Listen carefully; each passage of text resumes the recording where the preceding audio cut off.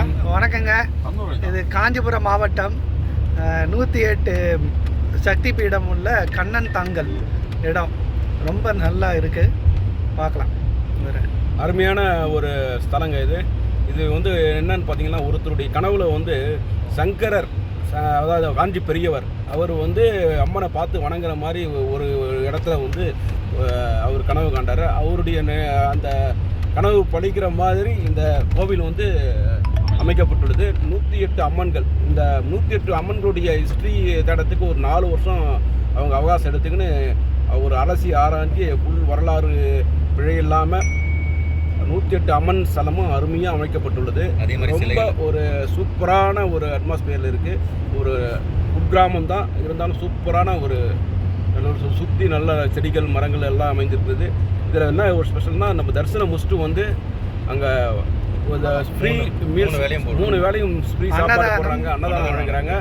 ரொம்ப அருமையாக இருக்குது டேஸ்ட்டு. எல்லாமே வந்து சங்கர மடம் அவங்க சார்ந்த குழுமம் தான் இதை ஆர்கனைஸ் பண்ணுறாங்க. ரோடும் நல்லா இருக்குது. காஞ்சிபுரத்துலேருந்து சென்னையிலேருந்து வர்றவங்க வரலாம், தாராளமாக வரலாம். ரொம்ப அருமையான இடம், நல்லா பார்க்க வேண்டிய இடம். பன்னூர் பக்கத்தில் அங்கிருந்து ஒரு 10-15 கிலோமீட்டர் அருகிலே இருக்குது. இன்னும் கொஞ்சம் வெயிட் பண்ணுங்கள். விமான நிலையம் பரந்தூர் வந்துச்சுன்னா அழகாக அதுலேருந்து வந்துடலாம். 108 சக்தி பீட ஆலயம்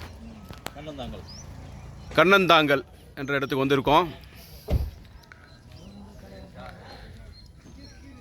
108 அம்மனுடைய சிலைகளை மையமாக கொண்டு உருவாக்கப்பட்ட ஆலயம் இது.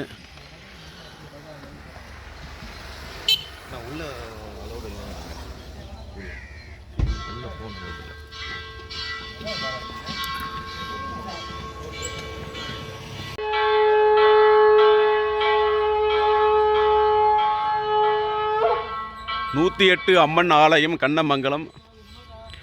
நம்ம வீடியோ எடுப்பு உள்ளே வந்து அனுமதி கிடையாது, அதனால் வந்து கோவிலுடைய வெளிப்புறத்தில் வந்து நம்ம வீடியோ எடுத்துகிட்ருக்கோம். இப்படியே பாருங்கள், உள்புற தோற்றம். 108 அம்மன் ஆலயம், 108 அம்மன் ஆலயம் கண்ணமங்கலம். வெளிப்புற தோற்றம். இப்போ நம்ம கோயிலை வந்து சுற்றி வந்துட்டுருக்கோம். Okay sir, okay. வெளியில் மட்டும்தான் சார், உள்ளே இல்லை.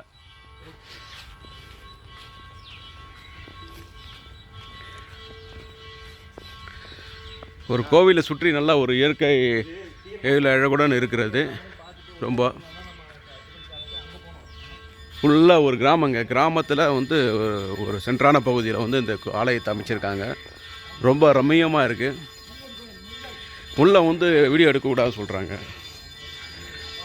ஓகே, இது ஒரு என்ட்ரன்ஸு.